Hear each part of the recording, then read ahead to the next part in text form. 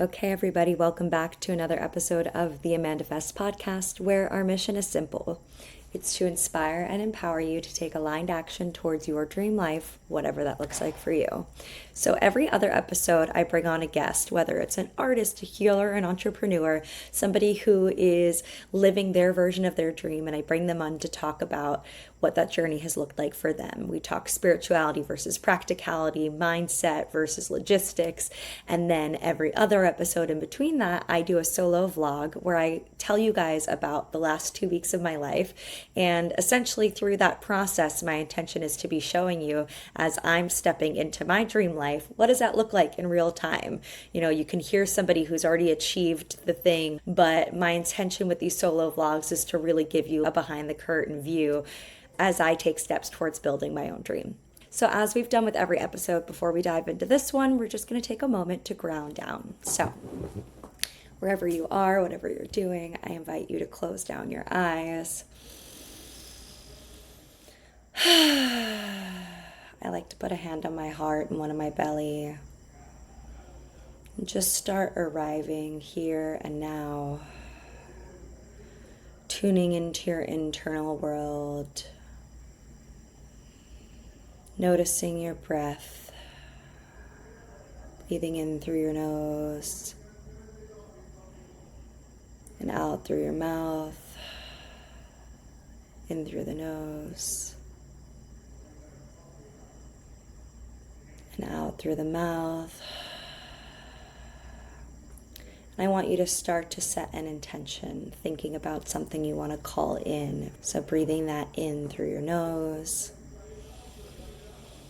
and releasing anything that is no longer in alignment with that out through the mouth, a couple breaths just like that.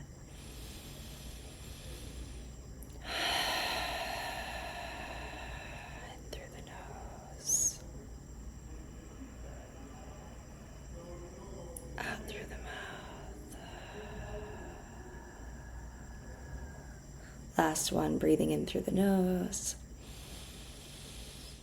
All right, shake it out, let it go. Welcome to your bodies. Welcome to AmandaFest. So I was on the phone with a friend yesterday, and she was asking me about my process for these solo vlogs. I've talked about it a few times, but for those of you who are new here, basically what I do is, since the solo vlogs are every 2 weeks, I go through my camera roll because I love pictures. I take tons and tons of pictures every single day. And so my camera roll allows me to remember what happened the last 2 weeks. And as I'm going through, I'm thinking about, where was I? What was I doing? Who was I spending time with? What conversations were happening? And it's so funny. I was resistant about this episode in particular because I felt like I didn't do a lot the last 2 weeks.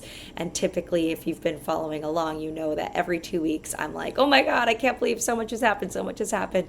And it doesn't feel like that much has happened in the last 2 weeks for me right now, which is ironic because as I was going through my camera roll and really reflecting upon the last 2 weeks, I realized how much happened in the not happening. Sometimes we think that we need to be do, go in order for things to be happening. But a lot of times what I've learned on my spiritual journey is there's so much medicine in the stillness and so much happens in the in-between space. But also in classic me form, as I'm going through these last 2 weeks, I was like, first of all, I actually did do more than I thought I did.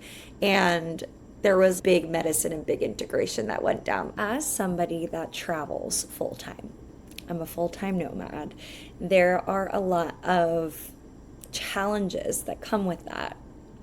I think it's very easy to glamorize the lifestyle that I'm living, especially with social media. You see people that are nomadic, that are traveling around the world, and it's very, very easy to be envious. I've had so many conversations with friends and strangers whenever I talk about my nomadic lifestyle. I can see and hear, and they share that they wish they could do the same. And I always like to remind people that there is duality with everything. When we were younger, the grass isn't always greener. And not to say that I'm not super grateful for this chapter and journey in my life. I am having the time of my life. I am getting to experience the world and travel and really learn what it means to find home within myself. And at the same time, I am missing a lot of creature comforts that I don't think many people want to do without. For instance, I've been traveling out of a carry on bag for the last 2 years. So, in terms of outfits and clothes and having things like physical items, that's extremely limited. In terms of community, I am extremely sociable and I make friends everywhere I go. And at the same time, there's something difficult about always coming, always going. Even when I'm able to tap into community super quickly, it's very difficult to not be here and to build relationships. And I have the ability to maintain relationships when I'm not physically present, but the relationships look different. I've been having this conversation a lot recently too about seasonality of friends, that there are certain friends that you may only be very, very close to during a particular chapter in your life for a variety of reasons, right? Proximity being one, similar life path, timing. For instance, if you're a young mom and you have other friends that are young moms, or if you're single, it's like whoever's kind of in the same stage of life in you that you are able to connect with at that chapter and period. And I think that before I started this whole journey, it was really difficult for me to think about things in terms of chapters. I thought that everything was finite. When I lived in LA, when I got my apartment, when I was working in Hollywood, everything felt like forever. It felt like this is my life, this is my identity. I grasped onto it so hard. And what the last 2 years has really taught me is to let go of everything that defines me. I am not defined by my physical things. I am not defined by what I do professionally. I'm not defined by where I live, what kind of car I drive, who my partner, like none of these things define me. And then you strip it down, and you go, well, who am I? And that is the journey. That's the journey that we're all on, is discovering who am I when I strip away all of the things external. All of this to say, throughout this journey, the last 2 years, I'm getting to a point now where I'm really desiring to go a little bit slower. Right at the very beginning, when I went to Europe, I was going somewhere new every couple of days, and it was fun and exciting. And now I'm getting to a point in my travels where I'm really appreciating slowness, stillness, stability, routine. And so staying in one place a little bit longer gives me the opportunity to really lean in and dig in. And New York is somewhere that I have visited and come to my entire life. Growing up, I grew up in South Florida, but I always visited New York. My mom is from Long Island. My aunt had an empty apartment on the Upper West Side, just a block away from where my parents have their own place now. And so New York has always been a second home to me. My brother lives here. My closest friends live here.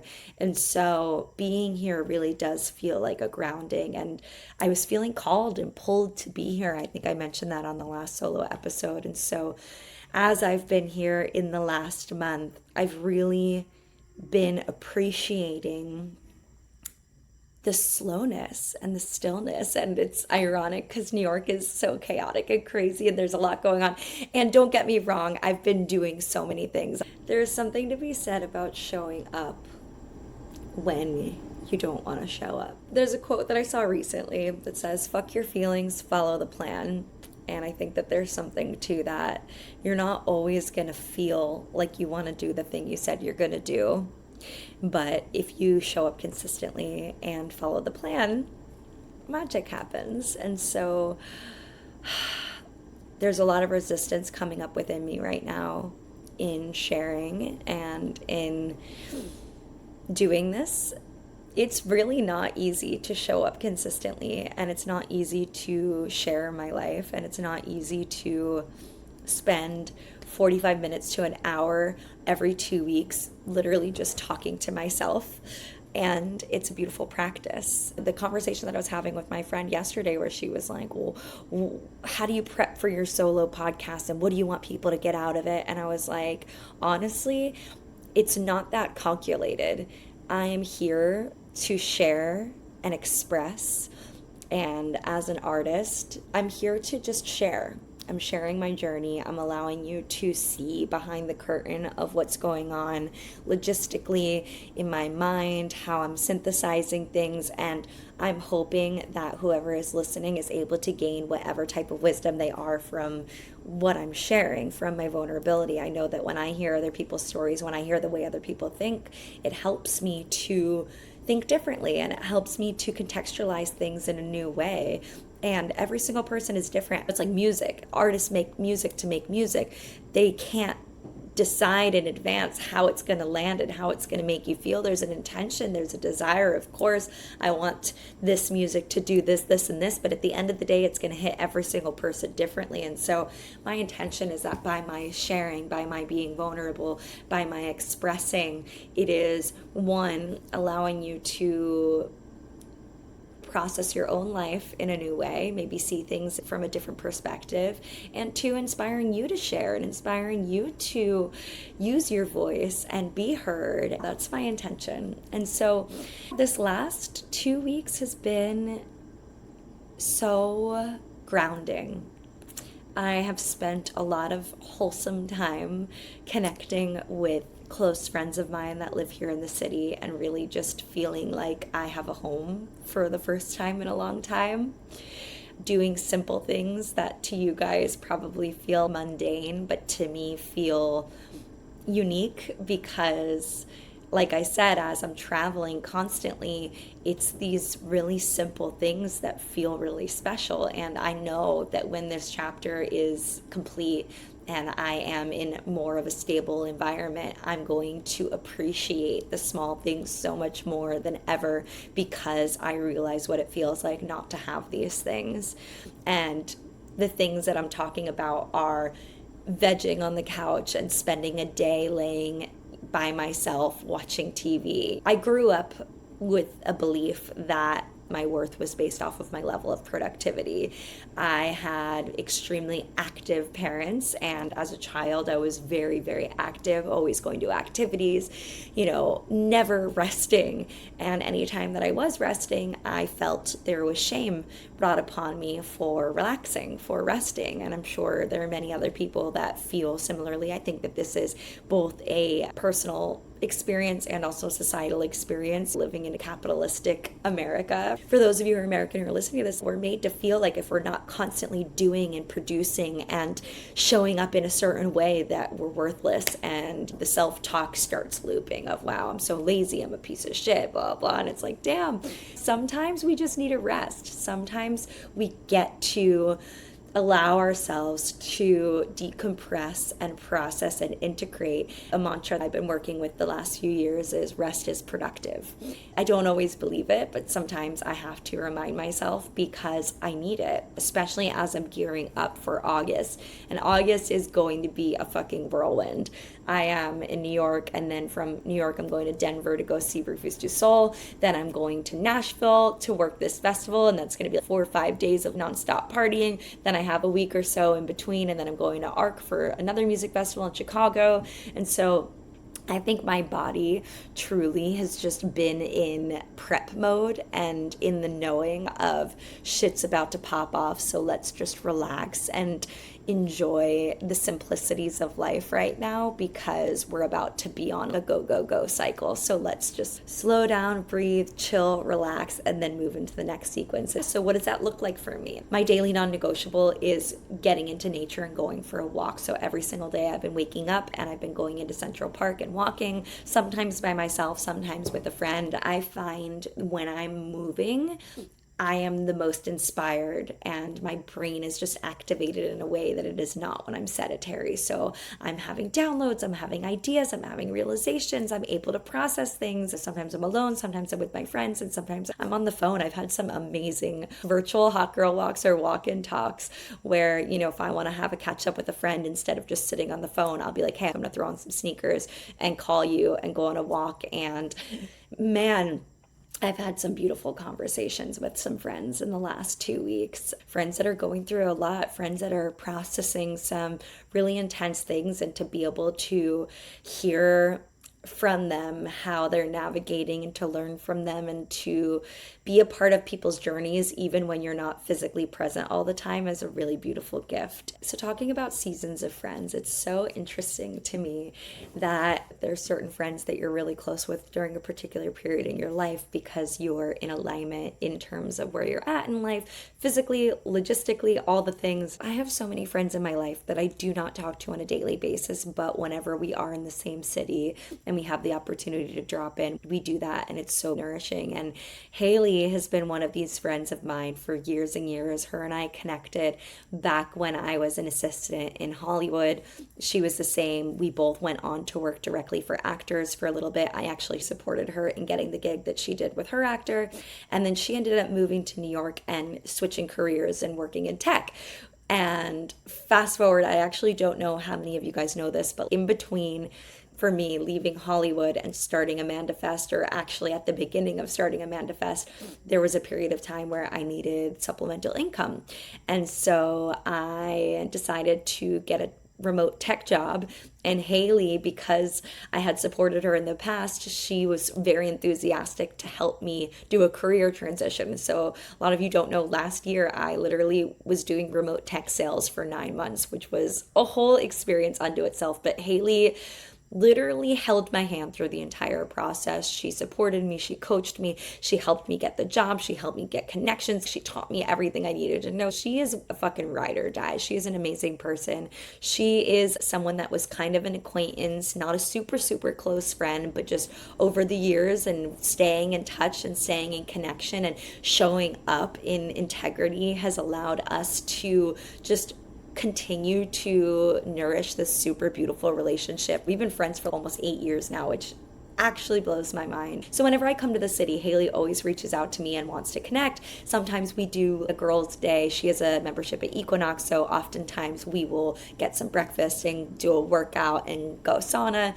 But this time around, she was planning a day with a group of friends to do a rooftop party in Brooklyn. And so she had reached out to me a few weeks ago and was like, hey, I'm doing a day with my friend group. Would you like to join us? We're going to go party on this roof, blah, blah, blah. It'd be so good to see you. And I was like, amazing. Last time in December, I went out with her and her group of friends, and it's so funny because her friends are all just living a very different life than what I'm living. Last time when I hung out with Haley and her friends, we just had the best time. It was this group of people that I probably wouldn't have organically hung out with, but because now I was put in this situation, getting to connect with them was so special. So I said yes. We had this amazing day last week. We woke up early. We went to Barry's workout, which is like a circuit training workout. And then we went to this rooftop party at the One Hotel. So let me paint the picture for you. For those of you who don't know what the One Hotel is, it is a super bougie hotel. I'm absolutely obsessed with the one in South Beach. It's this really beautiful high-end hotel, and they had this rooftop sunset series DJ session happening up there. But you go up to the roof,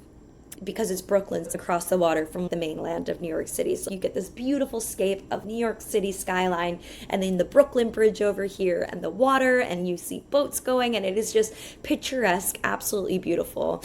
But the interesting thing was the crowd was not so much it. I wasn't super vibing with the crowd, and the DJ, now I'm a little bit of a DJ snob, wasn't that good. But I arrived, and as I do when I go out, I assess the situation, and I could have just focused on all the negative elements of it. Oh, the DJ sucks. The crowd's not great. This is a horrible day. And instead, I assessed the situation. I looked at the negatives. I looked at the positives. It was beautiful weather out.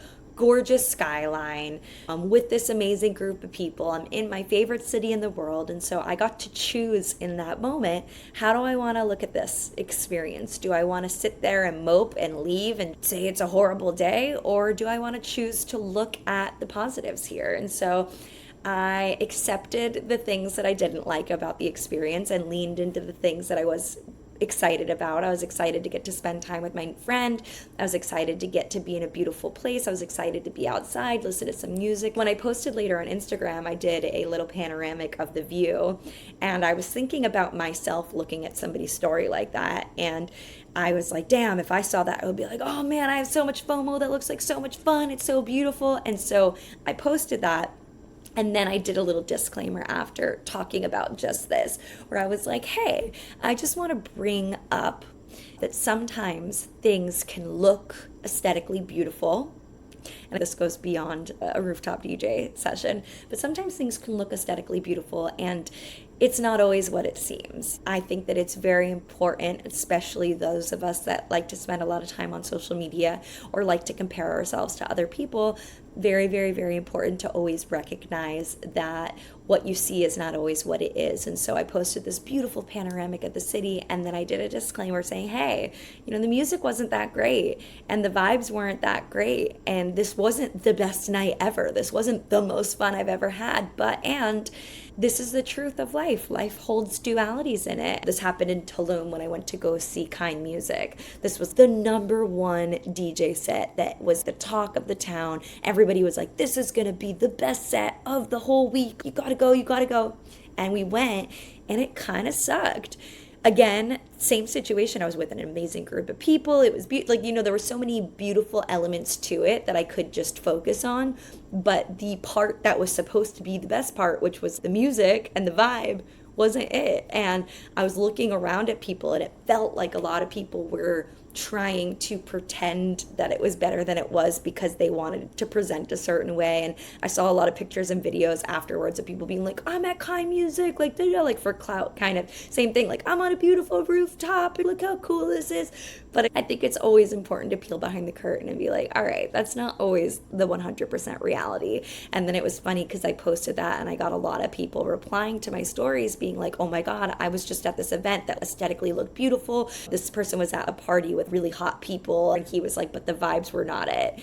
And he was like, I've been thinking about this of just what does something look like versus what does it feel like. And that's why a lot of the work that I do is around how to make a party feel good. How do you feel good in your body? How do you feel good in social experiences, not just look good? Because it's not all about aesthetics. I always say, I'm like, I don't want a pretty picture of me at something that I didn't have fun at, right? Like, I don't want that memory. I want the memory, even if I don't look the best, I want the memory of the fun experience, So the day after that, I was super ambitious, and I was planning on waking up really early and taking the train out to Montauk because there was a Daybreaker party at the Surf Lodge, which if you know Daybreaker, I'm obsessed with it. Surf Lodge. Surf Lodge is like one of those hot spots in Montauk that's super cool and trendy and the equivalent of America's Ibiza. I don't know, I've been seeing posts about that. But basically, I had this intention to wake up early and do that, but I also was feeling into it because I had some work to do for AmandaFest, and I knew that I was going to be out late because after the sunset session, I went to a birthday party with Haley and her husband. Oh my God, so crazy. I woke up that next morning and I tuned in with my body, and I recognized, as much as I wanted to go and do that fun thing, and I knew that it was going to be an amazing party, and I knew that it was going to be at a great venue, I also needed to check in with my own body and recognize that I needed rest. And so I said no to that, and I spent the entire morning laying on the couch and watching Sex and the City.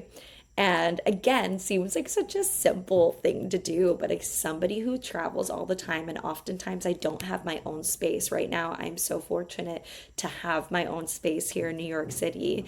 I really get to lean into my solitude and just enjoy doing nothing. The art of doing nothing is so beautiful. Later that day, my friend Cassie and Monica were going to do a picnic in the park really close by. And so I was like, this is a perfect day. I could lounge. I think I laid until 1 p.m.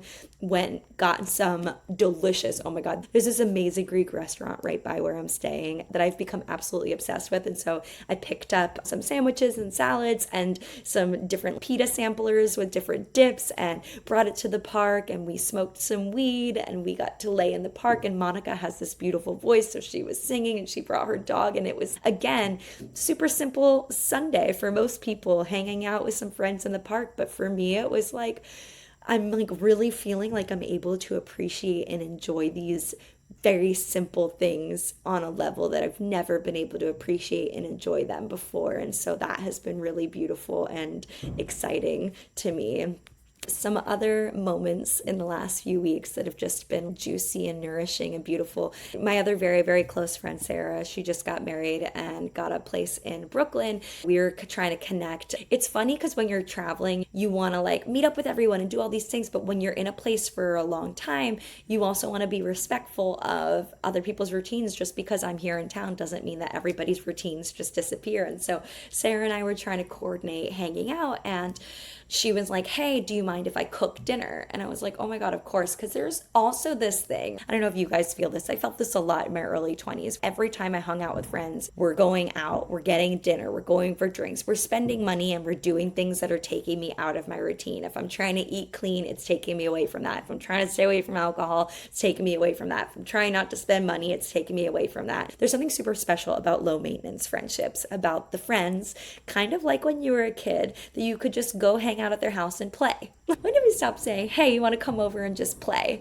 And so when she suggested making dinner, it was a full fuck yes. And then she was like, oh, I'm also doing a workout class before if you want to join. So I ended up having this super wholesome night with Sarah. We went to this Pilates class. I went back to her house, cooked dinner, hung out. She asked me if I was going to sleep over that night, and I almost said no. And then I was like, wait, literally, why not? And so it was just really super sweet and wholesome and lovely to get to just connect and spend some one-on-one time and not disrupt my routine or hers, to get to focus on my health, work out, eat clean, not spend any money, and get to connect with a friend was like a win-win-win-win. And we were talking about that while we were together, about how nice it is to get to have friendships where you can do that. I never want to walk away from an experience with a friend feeling depleted. I always want to feel nourished. So I think about, how can I curate an experience in which I am guaranteed to feel nourished? So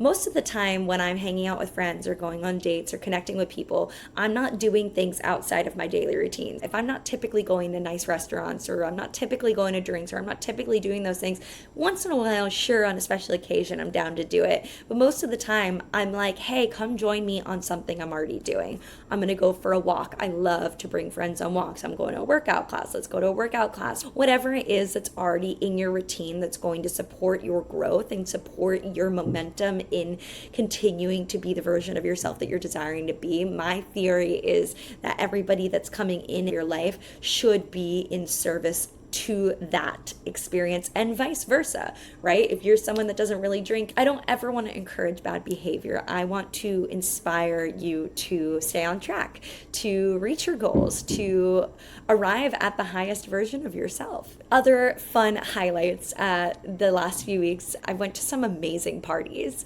I went to an event called The Drop at House of Yes. So I had heard in the somatic dance world that there was this woman named Tasha who throws these incredible parties.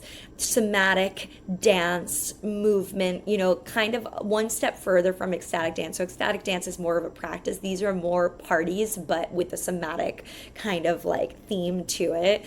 And so House of Yes is also this super fun gay club in Brooklyn. And it was just a perfect match. I think I went on a Thursday, and it was literally so much fun. So at House of Yes, when you get there, before you even enter into the space, they have a talk with everybody talking about consent and explaining what consent is, and making sure that everybody that steps through the door is agreeing to a particular type of culture, so that you can feel safe to move and express and not feel nervous or uncomfortable or feel like somebody's overstepping your personal boundaries. It's this really beautiful, safe space for dance and expression and movement, and that space itself curates that. And then Tasha curated this incredible event where she structured a little bit like an ecstatic dance or a 5 rhythms, if you've ever been to one of those before. It started off with a warm-up, we danced for a bit, and then she dropped us into our bodies, kind of did her own version of the pre-game meditation, and then we moved. And I had the most amazing night. I danced a lot. It was really hot in there, like super sweaty and really warm. I made some friends. I dropped into this beautiful conversation with this man. It was just one of those really lovely nights. So going back to the idea of connections. And so going back to the conversation we were having earlier about connections, we're going to keep weaving back to this, that there's certain people that you connect with during different periods of your life. Some are finite and only really exist in that little container, and then some somehow just evolve and turn into new types of friendships. So if you guys have been following along with these vlogs, back in January when I was in Tulum, I talked about a connection with this guy. It was a romantic connection that then turned into a friendship. We have spoken here and there for the last few months, randomly talking about music and shows. That's kind of our common ground. So recently he went to Bonnaroo, and for those who were following the drama that went down with Bonnaroo did not happen. It happened for a day, then it got shut down. So he and I have been talking a little bit around that. I asked him about how that experience was. We were texting back and forth in real time about a week or so ago. And it was to the point where we were like, okay, we're both available. We're both responding like right now. Let's just hop on a call. So we hopped on a call and reconnected. And it was really nice to get to transition from a romantic connection to a friendship. I'm just now learning how to do that, and it's been super nourishing and supportive in my growth. I give you this context and this backstory just to let you know that there was some reconnection that happened recently. And so a few days after that reconnection, I get a text from him and he says, "Hey, are you still in New York next week?" And I said, "I am." He goes, "Do you want to go to some shows with a super fun burner Russian girl who prioritizes play and weirdness?" I was like, "Possibly. What shows?" He said, "I don't know, but I can send you her number if you want to chat with her. She mentioned the 19th. And I was like, "Great, happy to connect." So he sends me this girl's information. Her and I start chatting. She sends me a few different options for shows. I'm like, all right, cool. Like-minded people. I love music. I'm down. Let's go. We're chatting. We decide on a show. We lock it in. And then I just go, "Hey, by the way, how do you know this guy?" And she goes, "Oh, we actually had a romantic connection and it didn't work out and now we're just friends. You?" And I laughed and said, "Oh, same." And we both laughed. I actually sent a screenshot of that to him and I was like, "You are really funny."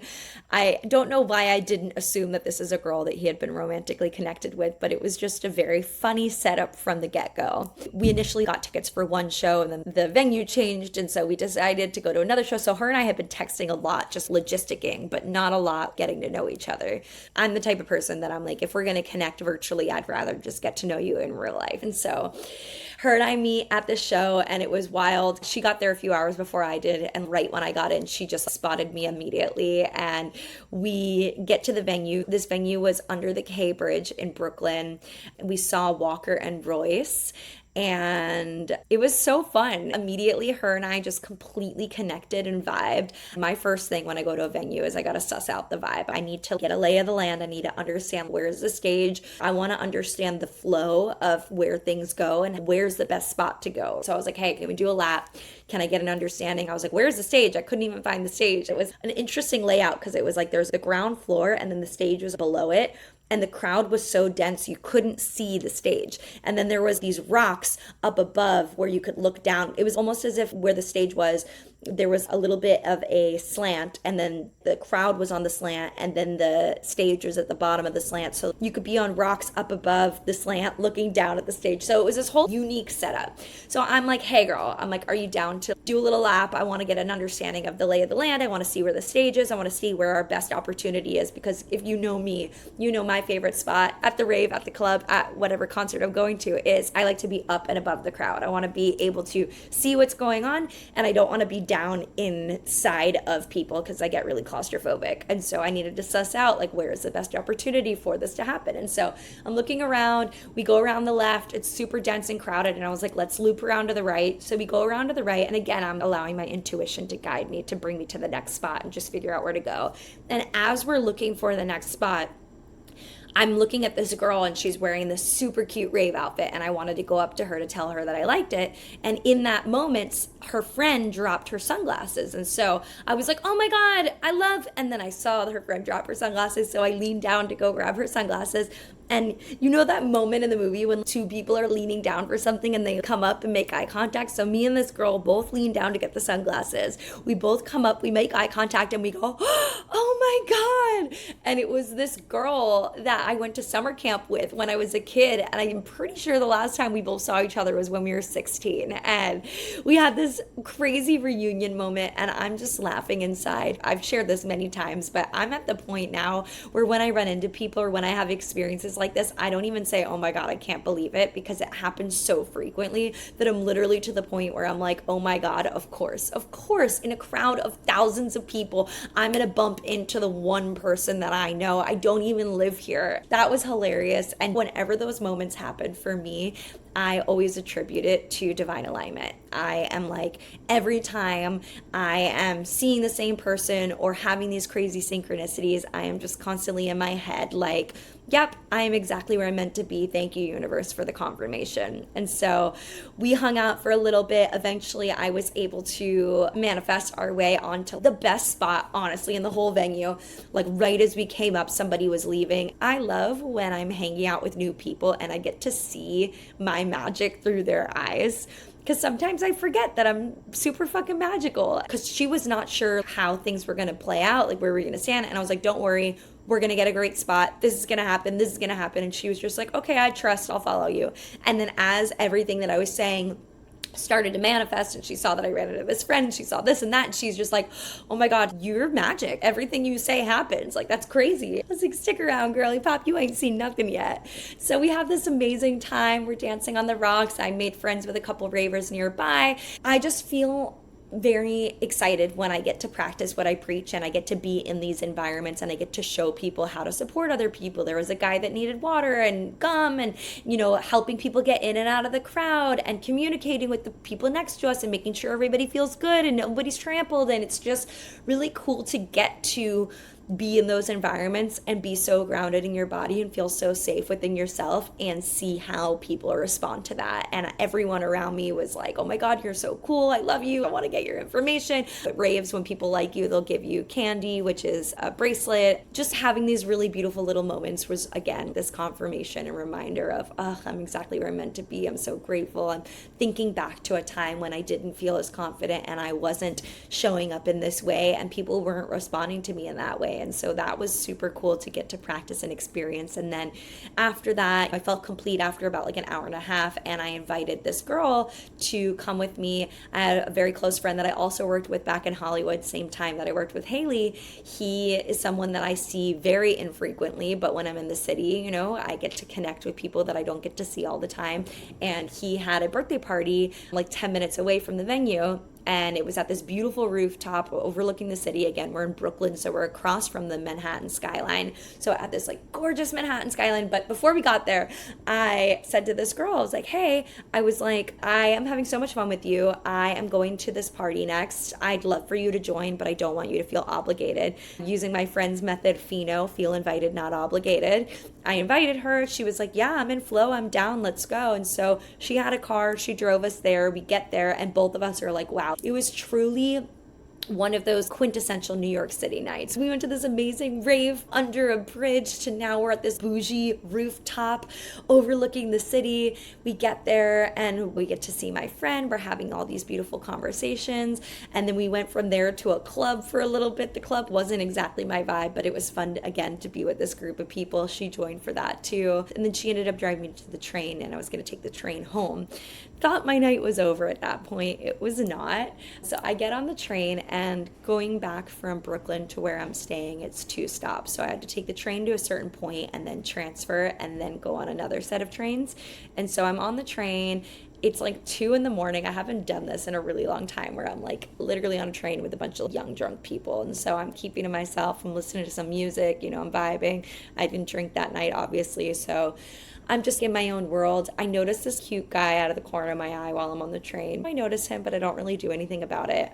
And then I go to my transfer and that entire area was blocked off. I don't know what had been going on there, but they were like, you need to leave the train station, go up, down a block and enter from, 6th Ave. So I was like, okay. So I get up out of the train station and I lock eyes with this cute guy and I was like, hey, do you know where the new entrance is? And he was like, yeah, it's this way. And I was like, cool, I'm gonna follow you. So he and I walked together to the new location and we get there and it's also blocked off and we're like, fuck, it's literally 2:30 in the morning. We're like, what are you gonna do? And I was like, well, where are you headed? And he goes, oh, I'm going to the Upper West Side. And I was like, oh, me too. Do you want to just split a cab? And he was like, yeah, let's do it. So we split a cab uptown. And I'm just thinking in my mind, what are the odds? This is just, magic, magic, magic all night long. And we're in the cab and we're having this beautiful conversation and we're figuring out like where to bring it. And I was like, oh, you could just bring it to wherever you're going and I can walk from there. We were literally blocks away. So we're in the cab and he was like, do you want to come over to my place? And I was like, I will walk with you. And so I walk with him to where he is, and he invites me up to his apartment.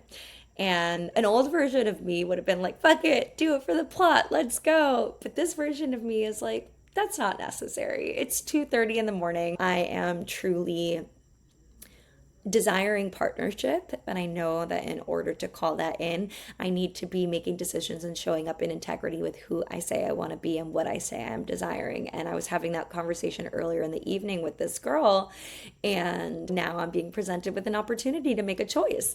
I've talked about this a few times on this podcast, where we're constantly being presented with choices for us to prove and to show the universe just how serious we are about what we're saying we're calling in, what we're saying we're doing. It's these micro moments that we really get to show up and make these decisions that are either a vote towards the person we want to be or a vote away from it. And so in that moment, I said, I appreciate the offer.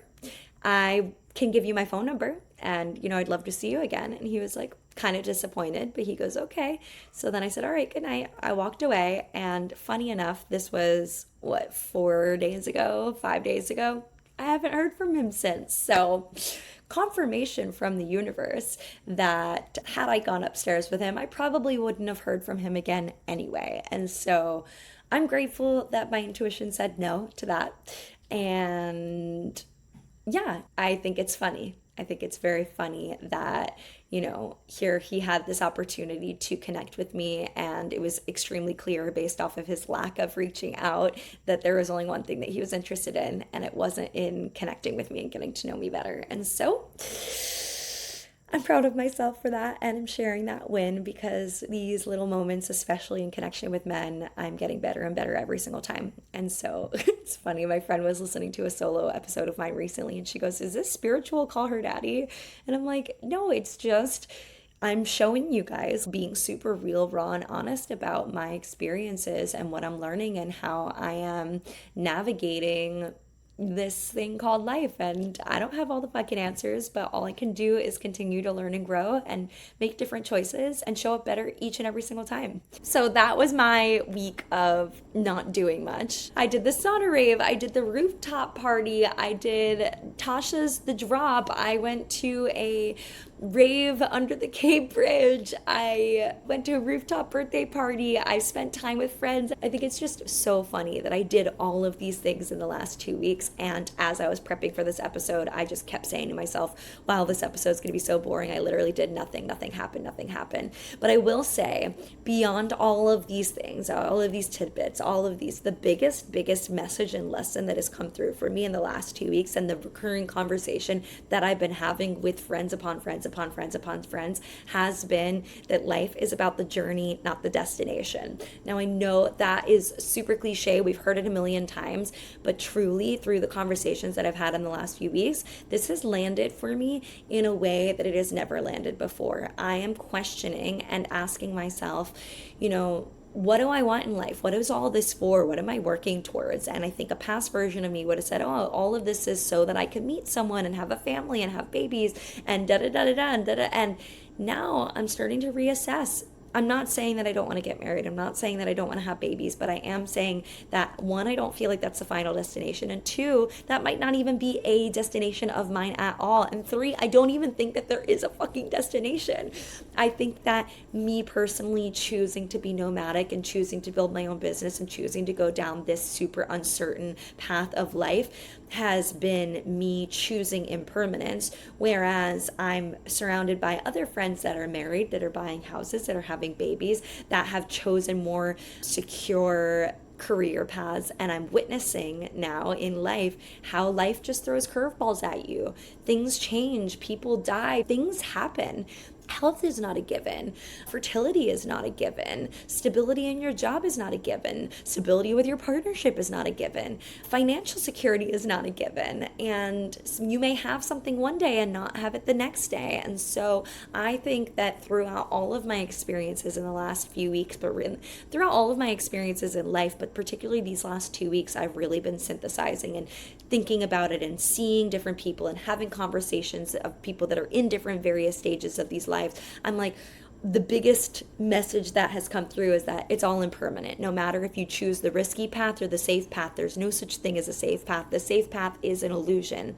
And the more you're able to accept that, the quicker you're able to accept that and lean into this moment being the present moment and it just being a chapter, and allowing yourself to surrender and not be attached to a particular outcome, and allow yourself to flow with the universe and allow things to unfold the way that they want to.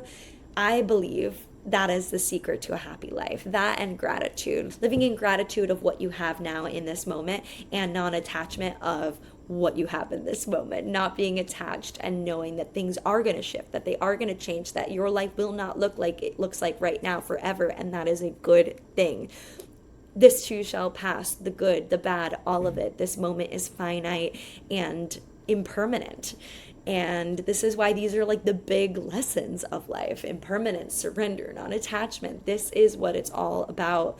And I feel like these last 2 weeks, I've really been able to integrate those learnings and lessons and see it in real time. And it has just been such a gift and such a blessing to have this moment and this chapter, and to be here in New York, and to get to connect with these friends, and to get to slow down and rest, and to have these super fun experiences, and to connect with strangers on the street, and all of it. I am so grateful for all of it. So with that said, coming up, I have been in prep mode for Deep Tropics, which is coming up next month. I've been having calls with the PR and marketing teams, brewing up some really fun, cool collaborations that I can't wait to share more about. And imminently, I am going to shut my laptop and head over to the train station. I am going to Boston today. One of my clients that I'm working with on the consulting side is doing a keynote talk, so that's what's coming up next. Lots going on. I am so excited for my next few guests. I am locking in some really fun ones, and some that I've been chasing for a really long time. So definitely be sure to hit subscribe, like, rate, comment, and hit me a message if any of this ramble has resonated with you. But this has truly been such a informative last few weeks, and I'm just very, very grateful for the journey. So thank you all for being on the journey with me, and I am wishing you a beautiful rest of your day or evening, whatever time it is over there, and I will see you on the next one. Bye.